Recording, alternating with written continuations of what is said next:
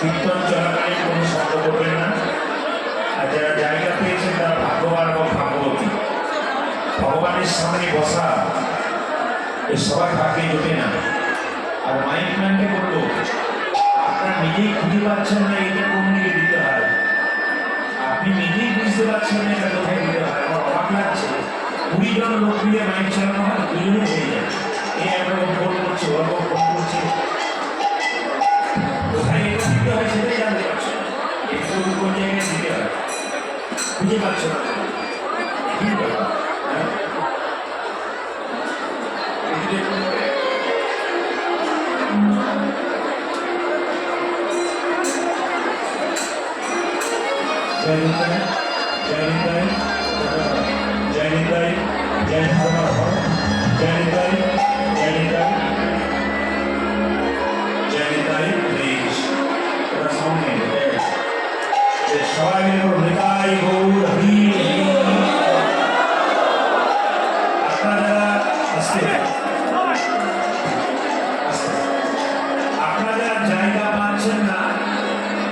কষ্ট হচ্ছে, বসে উঠে দাঁড়িয়ে আছেন, তাদেরকে বলবো আগামীকাল সকালবেলায় লম্বা হয়ে শুয়ে নেবেন, জায়গা ফাঁকা থাকবে।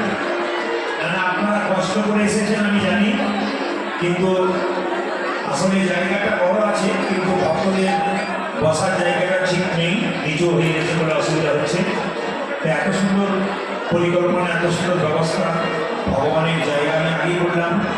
ভাগ্যবান তারাই যারা ভগবানের সামনে বসতে পারে, আর ভাগ্য তাদেরই খারাপ ভগবানের নাম হচ্ছে অথচ আসতে পারছেন।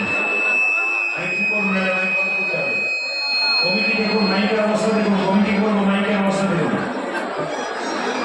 তিনটে লোক হিমশিম খেয়ে গেছে মাইক চালাতে। হরে কৃষ্ণ, জয় নিতাই, হরে কৃষ্ণ। মায়ের একটা জোরে উল্লেখ ধরে নিয়ে নিতাই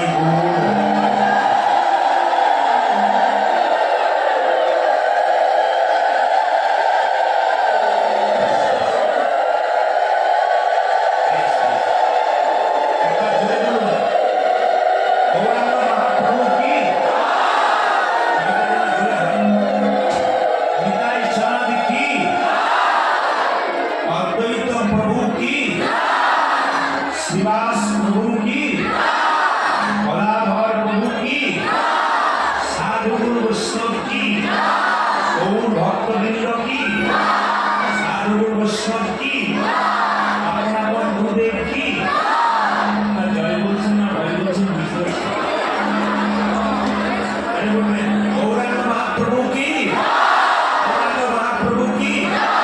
अच्छा बेশ, আমি একটু আরেকটা বলে দিই আপনাদেরকে, কারণ আমার আসার কথা ছিল এখানে 12টার মধ্যে, 11টার মধ্যে, কিন্তু ইন্ডিগো ফ্লাইট ক্যান্সেল হয়েছে, আপনারা সবাই জানেন।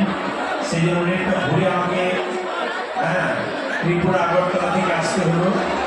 আমিও প্রায় 24 ঘন্টা আজকে জেগেই আছি, ওরা সবাই। কালকে সন্ধ্যে 7টায় আমি বাড়ি থেকে বেরিয়েছি, আজকে এখানে 7টায় পৌঁছালাম। 24 ঘন্টা কিন্তু আমি জার্নিতে আছি। তো মহাপ্রভুর আশীর্বাদ, সাধু বৈষ্ণবদের কৃপা নইলে কীর্তন হয় না। তিনি করিয়ে নেবেন, আমার কিছু করার নেই। প্রভু আছেন সামনে এবং সাধু আশীর্বাদে আসুন। মহাপ্রভু কীর্তন করছেন গঙ্গার তীরে, সুরধ্বনি তীরে। কীভাবে করছেন? সুরধ্বনি তীরে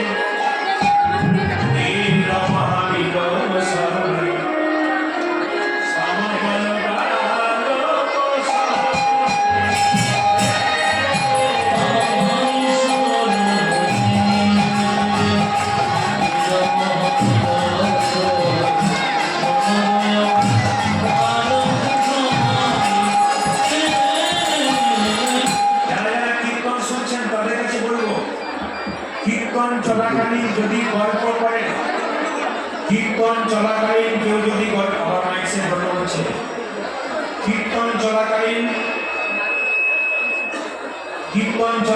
যদি কেউ গন্ডগোল করে বা গল্প করে, তবে তিনি যেটা নিয়ে যাবার জন্য এসেছিলেন তার উল্টোটা নিয়ে আপনারা বাড়ি যাবেন। আপনারা কীর্তন শুনলে পুণ্য অর্জন করবেন, কিন্তু কীর্তন শুনতে শুনতে কেউ যদি গল্প করে, তবে উনি পুণ্য, এই মাইক শেষ করতে হবে কালকে যদি এরকম হয়। পুণ্যের বদলে পাপ অর্জন করে বাড়ি যায় যদি কেউ কীর্তন চলতে চলতে গল্প করে। ভগবান বললেন, আমার মন্দিরে কটা আপেল দিলে, কটা কলা দিলে? জোরে বলুন মায়েরা, ভগবান খায়? জোরে বলুন খায়? হাত তুলে বলুন খায়? না না, হ্যাঁ আমি বুঝতে পারছি। ভগবান খায়। 4টে কলা নিয়ে যাবেন, 4টে আপেল নিয়ে যাবেন, বাতাসা নিয়ে যাবেন, আবার ফেরত আসবেন, ভগবান খায় না। তাহলে ভগবান যদি না খায়, তাহলে কাল থেকে নিয়ে যাবার দরকার নাই। হ্যাঁ, ভগবান খায় না, কিন্তু ভগবান দেখে তুমি যে 4টে কলা 4টে আপেল নিয়ে গেলে, প্রেমের ভাবে নিয়ে গেলে না অহংকারের ভাবে নিয়ে। ভগবান আপনার প্রেমটুকু গ্রহণ করে, আপনার অহংকারটুকু বর্জন করে। তাই যারা কীর্তন শুনতে এসছেন, ভগবান বললেন, মন মনা আমার ভক্ত, তুমি তোমার মনটা গোবিন্দকে দাও। কি দেবেন না দেবেন, এখানে হরিবাসনে এসছেন, আপনার মনটা গোবিন্দের চরণে দেবেন।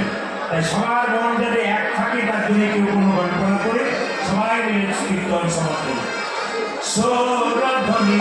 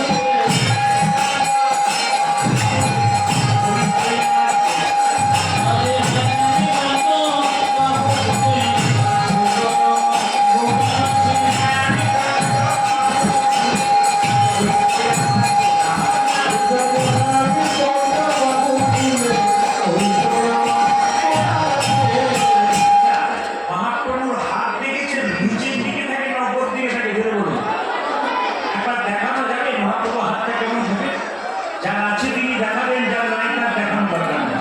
দেখি কার কার আছে দেখি। সবার আছে। আচ্ছা, মহাপ্রভু হাতটা তুলে আছে কেন মায়েরা? হাতটা তুলে আছে কেন? একজন ভক্ত জিজ্ঞেস করছে, ঠাকুর তুমি যে হাতটা তুলে আছো, তোমার হাতে ব্যথা হয় না? ভগবান বলছে ব্যথা আবার হয় না। ভক্ত বলছে তবে নামিয়ে দাও। ভগবান বলছে নামাবো কি করে? ওরা তুলছিস না তাই নামাচ্ছি না। সঙ্গে সঙ্গে একজন ভক্ত বলছে এই দেখো প্রভু তুলে দিলাম, এইবার নামাও। বলছে তোরা তো তুললি, তোদের পেছনে যারা আপনি বলে বলছে তোদের পেছনে যারা আছে তারা তুলবে না। তার মানে কি? যারা এখন যারা তুলছে পরের জন্মে যারা তুলবে। আমার হাত যদি তোলা না থাকে তাহলে পরের জন্মে যারা আসবে তারা তুলবে না। তাই আমি জন্ম জন্মান্তর করে পৃথিবীতে যারা আসছে তাদের জন্য হাত তুলেছে, যারা আসবে তাদের জন্য হাত তুলেছে, আর যারা এসেছিল তাদের জন্য হাত তুলেছে। তাই মহাপ্রভু হাতটা তুলেছে। একজন ভক্ত বলছে দেখো দেখো ওই তো আমার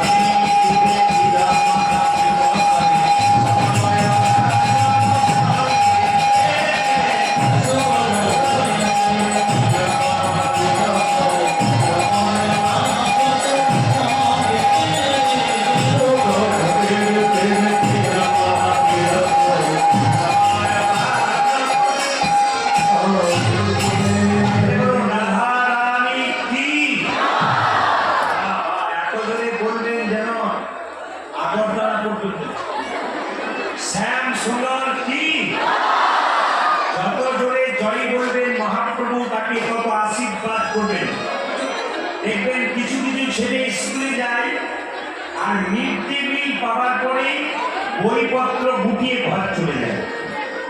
এই জন্য কীর্তন শুনতে সবাই এসেছে। এই প্রদীপ পালকে দেখার জন্য 4 ঘন্টা ধরে বসেছিল, দেখেছে আর ব্যাগ গুটিয়ে দৌড়েছে। মিড ডে মিল পেয়ে গেছে। না না, প্রদীপ পালকে দেখে লাভ নেই। আসল জীবনটাকে জানতে হবে, কেন এলেন আর কেন পৃথিবীতে এসেছেন আর পৃথিবীতে কি কর্ম করবেন। আচ্ছা মায়েরা, একটু মন দিয়ে শুনবেন, আমি কিন্তু অঙ্কতে কাঁচা, একটু বলবেন কি সবাই লক্ষ্য করুন। এমনি এমনি মানুষ হয়ে যায় 84 লক্ষ জনে ভ্রমণ করে মানুষ হয়েছে। সবাই টাকাবেন 84 লক্ষ জনে ভ্রমণ করে ঘুরবেন, কিন্তু একটা একটা করে 20 লক্ষ বার গাছ গাছরা রূপী জন্ম নিলাম। হ্যাঁ, লাইট চলে গেছে, অনেক কিছু যাবে। আমি এসেছি অনেক কিছু যাবে। এটা কি বললাম? 20 লক্ষ বার গাছ গাছরা রূপে জন্ম নিলাম। 84 লক্ষ জনের মধ্যে ঘুরবে 20 লক্ষ বার। আচ্ছা ভাই, কারেন্ট বন্ধ, আমি বন্ধ হয়ে গেছে।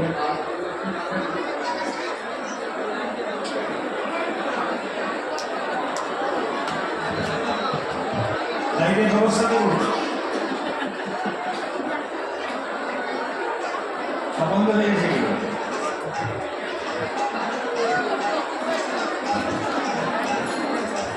বেশ বেশ বেশ, এই মতো অবস্থায় ঘুরবেন। তারপর এটা কোনো 2 দিন সবাই মিলে যাই গৌর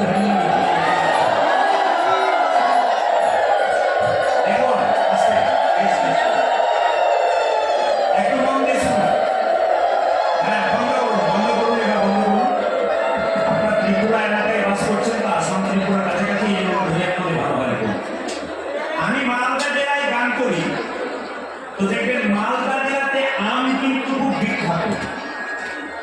দেখবেন প্রচুর আম গাছ আছে মায়েরা।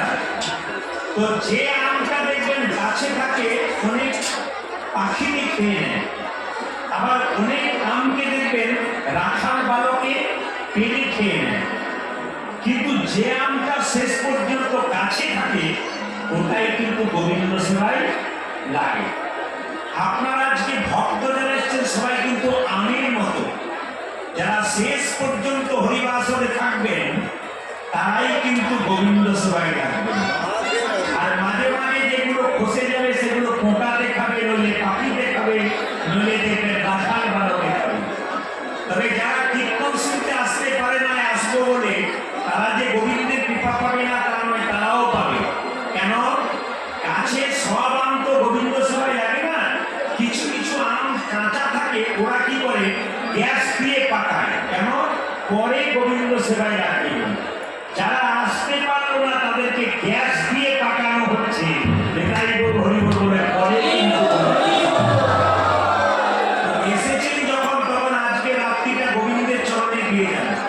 365 দিনের মধ্যে প্রত্যেক দিন ঘুমাচ্ছেন, আজকে ভগবান এখানে বসে বসে দেখছেন আপনাদের সবাইকে। তিনি অন্তর্যামে, আপনারা কে কোন মন নিয়ে কীর্তন শুনছেন। যদি কীর্তন শুনতে শুনতে কেউ খালি ঘর ঘর ঘর ঘর করে, তবে মরার সময় তার গলাটা বেশি করে ও করবে, এটা 100% করবে। ওই যে কীর্তন শুনতে শুনতে ঘর নয়, এই ঘরের কথা ভাবতে হবে। তাহলে কত লক্ষ জমি ভ্রমণ করেছি বলে বলুন, একটু বলে বলুন। 84 না 94? কত? 84। একটু গুনবেন। 20 লক্ষ বার গাছ গাছরা রূপী জন্ম নিলাম। আম গাছ, জাম গাছ, বেল গাছ হতে হতে যেদিন তুলসী গাছ রূপী জন্ম নিলাম, যেদিন তুলসীর পাতা গোবিন্দের সেবায় লাগলো, যেদিন তুলসীর ডাল মালা করে ভক্ত কণ্ঠে নিল, সেই দিন কিন্তু গাছ জন্ম থেকে মুক্তি পেয়ে গেলাম। তাহলে আমাদের শেষ জন্ম কি গাছের মায়েরা যেরকম কোন গাছ? তুলসী গাছ। এইবার ওই তুলসীর মালা কারা কারা নিয়েছেন একটু হাত তুলবেন। এতজন নিয়েছেন? হাত নামাবেন না, হাত তুলে থাকবেন। আচ্ছা, তুলসীর মালা নিয়েছেন অথচ যারা যারা খান তারা একটু হাতটা নামান। মানে বুঝতে পেরেছেন? মাছ মাংস যারা খান, তুলসীর মালা নিয়ে কে কে মাছ মাংস খান তার হাত তুলুন তো। সব নেমে গেল। 2-4টা আছে। হরে কৃষ্ণ নানা বলি। আর হরি ভক্তি বিলাস বলছে যে আপনি যা খাবেন খান, কিন্তু মালাটা গলায় রাখুন। কেন? আপনার দুরারোগ্য বেদি হয়েছে, ওষুধ খাবেন তবে তো রোগ দূর হবে।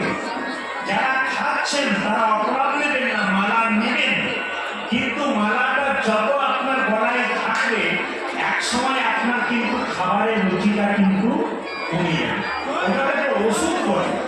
তো এই দিকে তাকাবেন মায়েরা। তাহলে বললাম কত লক্ষ? 84 লক্ষের মধ্যে গাছ রূপে কত লক্ষ জন্ম নিলাম ধরে বলুন? 20 লক্ষ। শেষ গাছ কি হলাম ধরে বলুন? আম গাছ, তুলসী গাছ। আচ্ছা, এবার লক্ষ্য করুন, 20 হলো 9 লক্ষ বার জলে জন্ম নিলাম। কত রকমের জলে জন্তু হতে হতে, মাছ কাঁকড়া হতে হতে, যেদিন শঙ্খরূপী জন্ম নিলাম, মায়েদের মুখে মন্দিরে বেজে উঠিলাম। মায়েরা শঙ্খ কবার বাজান? 13 বার নাকি?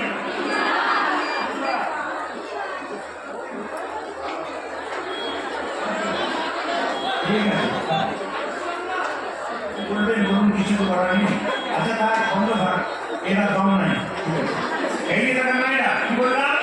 তাহলে শঙ্খ কবার বাজান? 3 বার। যদি কেউ ভুল শঙ্খ 3 বার বাজান, কেন? ব্রহ্মা বিষ্ণু মহেশ্বরকে ডাকার জন্য। কিন্তু যদি কেউ 3 বারের জায়গায় 4 বার বাজিয়ে দেন, তাহলে পরিষ্কার জেনে নেবেন আপনি অসুরকে আহ্বান করবেন। কারণ অসুরদেরকে যখন কেউ আহ্বান করতো তখন চার ঠিক আছে একটা অসুরদেরকে যখন কেউ আহ্বান করতো তখন 4 বার বাজাতো। আচ্ছা এইদিকে শঙ্খ কিন্তু সবাই বাজাতে পারবেন না। কারা কারা বাজাতে পারবেন না? যে মেয়েদের পেটে বাচ্চা আছে, আরো করে শুনে নেবেন, তারা শঙ্খ বাজাবেন না। 2, যাদের হার্টের সমস্যা আছে তারা শঙ্খ বাজাবেন না। 3, যারা বিড়ি খৈনি নেশা টেশা করে তারা এখানে বসে কেউ নেশা টেশা করে না। আপনাদের হাসিতেই বুঝতে পারলাম বাকি আছে কি বেড়ে। এইদিকে ভাই এখানে কি বললাম, যারা খৈনি বিড়ি গুটখা খায় নেশা টেশা করে তারা কিন্তু কোনোদিন শঙ্খ বাজাবেন না, নরকে পতিত হতে হবে। এইবার লক্ষ্য করুন, শঙ্খের জল ঠাকুর মশাইরা মন্দিরে পুজো করবার সময় শঙ্খের জলটা দেখবেন প্রসাদের ওপরে দেয়। কেন? শঙ্খের মধ্যে ক্যালসিয়াম থাকে, যদি প্রসাদের মধ্যে দেন কোনো জীবাণু থাকে ও কিন্তু তাড়াতাড়ি নষ্ট হয়ে যায়। তাই মায়েরা যারা কীর্তন শুনছেন শিখে যান, বাড়িতে যখন আপেল করা লেবু ভগবানের মন্দিরে দেবেন, শঙ্খের ভেতরে জল ভরে সেই জলটা কিন্তু ফলের উপরে দিয়ে দেবেন। যদি কোনো জীবাণু থাকে, কোনো ক্ষতি জিনিস থাকে, ওটা কিন্তু নষ্ট হয়ে যাবে, মাথায় রাখবেন। এইবার বাড়িতে শঙ্খ রাখবেন 2টো, একটি জড় শঙ্খ, একটি বাদ্য শঙ্খ। যেটি আপনি বাজাবেন সেটা ভগবানের ওই সামনে থেকে একটু দূরে রাখতে হবে। কেন? ওটা একটু হয়ে গেছে, ওটা কিন্তু ভগবানের চরণের সামনে একটু দূরে। আর যেটা জড় শঙ্খ সেটা গোবিন্দের চরণের সামনে বাজাতে নেই। ওই শঙ্খের ভেতরে জল ভরে গোবিন্দকে স্নান করানো যায়। ওই শঙ্খের জল বাড়ির চারিদিকে ছড়িয়ে দিলে অনেক অশুভ শক্তি, নেগেটিভ এনার্জি দূর হয়। আজকে কীর্তনে যতক্ষণ থাকবেন ভালো ভালো জিনিস শিখে যান। আগামীকাল সন্ধ্যে 6টা থেকে কীর্তন শুরু হবে, আপনারা 5টার মধ্যে আসবেন। আজকে তো বড় ক্লান্ত হয়ে এসেছি আমি, 24 ঘন্টা সবাই আমরা বললাম একবারে ক্লান্ত হয়ে। তবে মন যদি ঠিক থাকে গোবিন্দের প্রতি, আপনার সব ঠিক হয়ে যাবে। 3, তাহলে 9 লক্ষ বার হলো কি জলে। আচ্ছা মায়েরা বলুন তো, 20 আর 9 তাহলে কত হলো? 31 নাকি? হ্যাঁ বলছেন কি? 20 আর 9 কত? 29। 11 লক্ষ বার জন্ম নিলাম পোকা রূপে। কত রকমের পোকা হতে হতে যেদিন ভ্রমণ করে জন্ম নিলাম, আর ভাগ্য কত ভালো দেখো, মানুষ যেটা পারলো না আমি সেটা করলাম। ফুলে ফুলে মধু সংগ্রহ করে গোবিন্দের চরণে দিলাম, সেই মধু গোবিন্দের সেবায় লেগে গেল। তাহলে 11 লক্ষ বার কিসে জন্ম হলো ধরে বলুন? পোকা রূপে, মানে ভ্রমণ। তাহলে কত হলো? 29 আর 11 কত হয় ধরে বলুন? 40। 30 লক্ষ বার পশু বলি জন্ম নিলাম, হাতি ঘোড়া বাঘ হতে হতে যেদিনই আমি বাঘি কুলে জন্ম নিলাম, যেদিন কাফির চামড়া দিয়ে শিকল তৈরি হলো, যেদিন কাফির দুগ্ধ গোবিন্দের সেবায় সেদিন আমার কাফির জন্ম থেকে মুক্তি হয়ে গেল।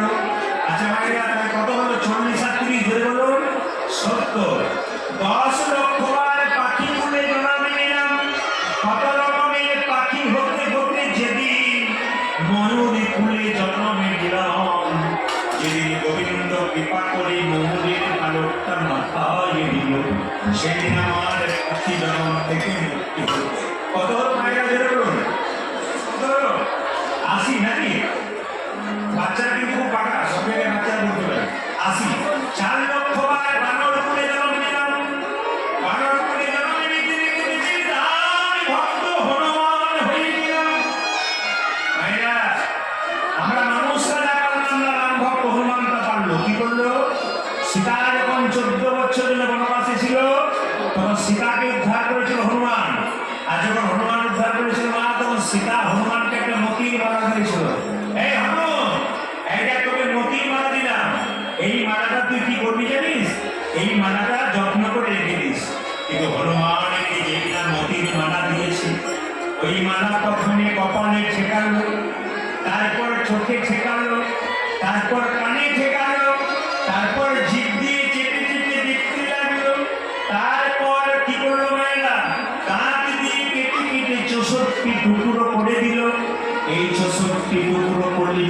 চৌষট্টি মহান্ত রূপে জন্ম নিল। আচ্ছা মায়েরা, এইবার যখন দাঁত দিয়ে কেটে দিয়েছে তখন লক্ষণ সীতাকে বলছে, মা তুমি হনুমানকে মতির মালা দিলে, তুমি কি করলে? খুব অন্যায় করলে। বলে কেন? বানরে সপিলে মতি, মতিতে তার নাই মতি, অনায়াসে কাকে তারে দমকে। মায়েরা, বানরকে মতির মালা দিলে সে কিছু বুঝবে? দাঁত দিয়ে কেটে দেবে। অতুল্য ধরে তুলসী রে, তুমি জানে তুলসী রে কুকুরে কি তার অমান্য রাখে। আচ্ছা বলুন তো, তুলসী গাছে জল দেন, তুলসী পাতা গোবিন্দ সবাই লাগান, তুলসীর মালা গলায় পড়েন, কিন্তু কুকুর কি তুলসী গাছে মানে বোঝে? ও তো প্রস্রাব করে দেয়। আর কি দেখুন, আর কি মায়েরা, বাচ্চা ছেলেকে দেখবেন মন্দিরে শুনিয়ে দেবেন, ও দেখবেন পায়খানা প্রস্রাব করে দেবে, তো মন্দিরের মানেই জানে না। লক্ষণ যখন হনুমানকে বারবার অপমান করছে, সীতা তখন চিৎকার করে বলল, হনু তুই আমার মালাকে অপমান করলি, কেন অপমান করলি? তুই দাঁত দিয়ে কাটলি কেন? হনুমানের কোনো রাগ নেই, কি বললো দেখুন। হনুমানে কেটে কেটে বলে, মা গো আমি কি তোমার মালাকে কোনদিন অপমান করতে পারি? তুমি যখন আমাকে মালাটা দিলে, এই মালা প্রথমে কপালে ঠেকালাম, কেন জানো? এই মালা তো যেমন তেমন মালা নয়, এই মালায় আমার মায়ের দেওয়া ছেলের মালা, ভালোবাসার মালা। তাই এই মালা প্রথমে কপালে ঠেকালাম, তারপর কানে ঠেকালাম, কেন জানো? এই মালাতে রাম নাম শোনা যায় কিনা দেখলাম। এই মালা জিভ দিয়ে চেপে চেপে দেখলাম, কেন জানো? এই মালাতে রাম চরণের তুলসীর সাজ পাওয়া যায় কিনা দেখলাম। যে মালাতে রাম নাম শোনা যায় না, যে মালাতে রামের অঙ্গের গন্ধ পাওয়া যায় না, যে মালাতে রাম দেখা যায় না, অলঙ্কার নয় কলঙ্কের হার। তাই দাঁত দিয়ে কেটে কেটে দিলাম। মায়েরা, লক্ষণ হনুমানকে ধরে বলল, হনু রে তুই যেমন আমার দাদাকে ভজনা করিস, আমি যেমন করতে পারি না। কেন? আমার মনে তো অহংকার ছিল, আমি ভাই লক্ষণ, কিন্তু সব অহংকার হয়ে গেল। হনুমান তুই কি দেখাতে পারবি হৃদয় মাঝে আমার রামকে? বলছে, হ্যাঁ হ্যাঁ দেখাতে পারবো। ও লক্ষণ কাকা, হনুমান লক্ষণকে কাকা বলতো। ও লক্ষণ কাকা, তুমি তোমার তীরটা দাও তো। যে না তীরটা দিয়েছে আর যে না পক্ষ বিলীন করেছে, এই জায়গা রাম নয়, এগুলো সীতারামের, সীতারামের তীর তলে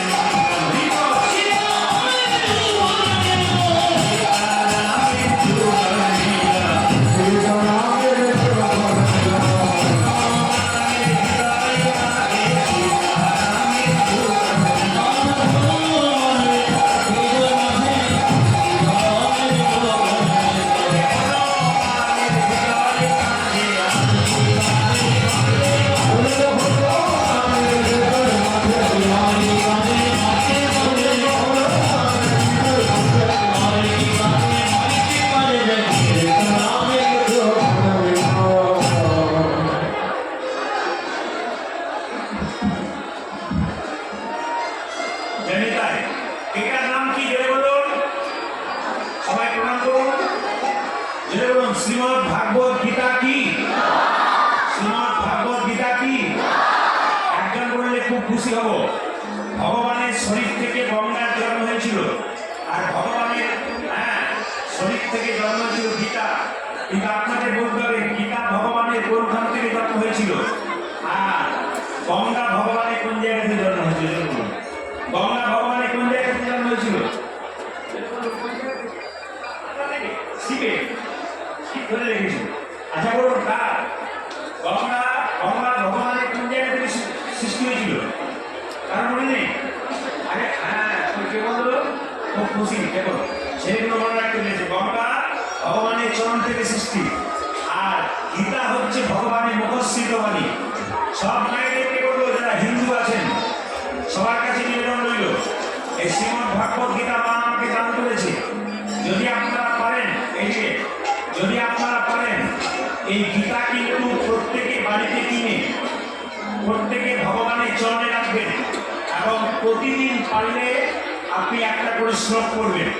যদি পড়তে কেউ না পারে, পড়াশোনা না জানে, তো এই গীতাটাকে মাথায় ঠেকাবেন। এইবার বলি, গীতা পড়তে পড়তে অনেকে প্রশ্ন করে আমি ভুল করে ফেলবো, তাহলে কি আমার গীতা ভুল করলে অসুবিধা নেই তো? আমি আপনাদের দাঁড়িয়ে বললাম, গীতা ভুল করলে অসুবিধা নেই। কেন? বাচ্চা ছেলে প্রথমে সাইকেলে যাবে, সেটি শিখতে শিখতে প্রথমে শিখে যাবে যায়, বলুন আগে হাত পেটে শিখে তারপর শিখে। এই জন্য বলি দেখবেন দস্যু রত্নাকর প্রথমে কি রাম বলতে পেরেছিল? মরা মরা বলতে বলতে রাম বলেছিল। তাই আপনারা ভুল করতে করতে এক সময় ঠিক করে দেবেন। যেন বলুন শ্রীমদ্ ভাগবত গীতা কি? শ্রীমদ্ ভাগবত গীতা কি? শ্রীমদ্ ভাগবত গীতা কি? আচ্ছা ভাইরা, অনেকে দেখবেন মরার পরে বাবার বুকে একটা করে গীতা লিখে দেয়, যেন একবার স্বর্গের ঠিকানা, আমার বাবাকে স্বর্গে পাঠিয়ে দিবে। যে সারা জীবন গীতা পড়লো না তার বুকে গীতা দিয়ে লাভ আছে? যে সারা জীবন তুলসী গাছে জল দিল না তার তুলসী পাতা ডুবিয়ে দিলে কোনো লাভ আছে না? তুলসী গাছে জল দেবেন, তুলসী পাতা নেবেন, তবে সুবিধা আছে। মারা যাবেন, গীতা আপনার বুকে থাকবে, আপনি গীতা পড়বেন তবে তো। আপনার বাচ্চা ছেলে স্কুলে যাচ্ছে, আমি সবাইকে বলবো, বলেওছি, আপনারা বাচ্চার ব্যাগে খাবার থাক, সাইডে এক পাশে একটা পলিথিনের মধ্যে ছোট্ট করে গাড়ার বেঁধে ছোট্ট গীতা বাচ্চার ব্যাগে দিয়ে দিন। অনেক অনেক অনেক অনেক উপকার হবে, দেখে নেবেন। দাদা ভাইরা যারা কীর্তন শুনতে